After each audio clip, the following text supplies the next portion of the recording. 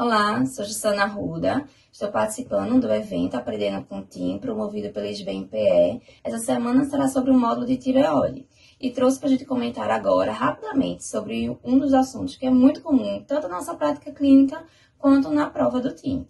Então, trouxe uma questão de 2019 em que ele aborda o seguinte. Uma mulher de 84 anos com hipertensão e dislipidemia veio encaminhada por um TSH de 7,1. Na sua consulta, foram solicitados novos exames, um TSH de 6,2, T4 livre 1,4, anticorpo antitiriperoxidase 80 e anticorpo antitireoglobulina negativo. Qual a conduta, então, apropriada? Gente, diante dessa situação, a gente tem o seguinte, uma mulher idosa em que tem um valor de TSH alto em relação ao valor de referência, que isso foi repetido e confirmado, associado com T4 livre, normal e anticorpo anti-TPO positivo. Quando a gente tem um laboratório em que temos um TSH alto com T4 livre normal, é um diagnóstico de hipotireoidismo subclínico. Claro que toda alteração na tireoide a gente tem que repetir o exame para poder, sim, dar certeza nesse diagnóstico.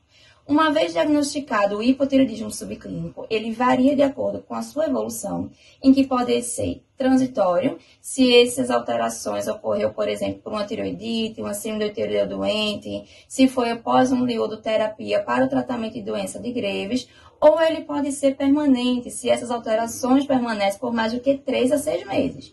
Outra classificação seria de acordo com a gravidade, em que essa gravidade seria de acordo com o valor de TSH. Se o valor for até 9,9, é considerado um grau 1, e se ele for um valor maior ou igual a 10, é considerado um grau 2. Qual é a importância disso? Porque os principais fatores associados a uma progressão para um hipotireoidismo franco é justamente um TSH maior ou igual a 10, que é o grau 2, ou a presença de autoimunidade tireoidiana.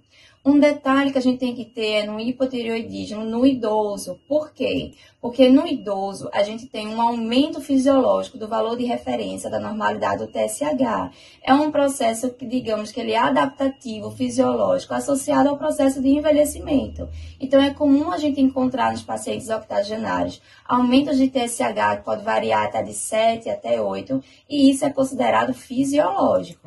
Diante de tudo isso, quando então a gente deve ou não tratar um hipotireoidismo subclínico? Tem 2 fatores que vão nortear a nossa conduta. Um deles é em relação à idade. O ponto de corte é 65 anos. A partir dessa faixa etária, a gente só tem indicação de tratar se tiver um TSH maior ou igual a 10. Outro fator que vai nortear a conduta é o valor de TSH. Se ele tiver maior ou igual a 10, independente da idade, tem sim indicação de tratamento. Na faixa etária com menos que 65 anos, existem outros fatores que podem sim indicar o tratamento.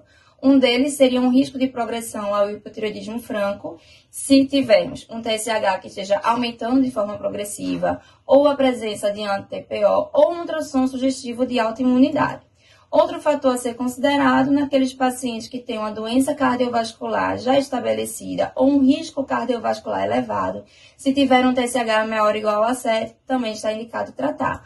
Ou se o paciente estiver sintomático, podemos fazer nesse caso um teste terapêutico. Vamos fazer o tratamento durante os 3 meses e depois de normalizados os exames laboratoriais após esse período, se o paciente permanecer sintomático, então está autorizado a suspender o tratamento.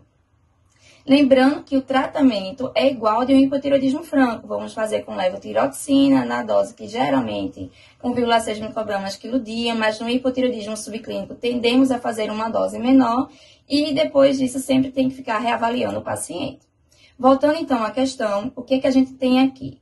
Uma mulher que ela tem mais do que 65 anos. Quando vamos ver o valor do TSH dela, os 2 são menores do que 10. Então, gente, aqui nessa questão não está indicado fazer tratamento. Lembra que maior ou igual a 65 anos, só tratamos se o TSH estiver maior ou igual a 10. Então, nesse caso, independente dela ter anti-TPO ou se tivesse sintomas, a conduta ela é expectante. Vamos seguir de forma ambulatorial, semestral ou anual, a depender de cada caso.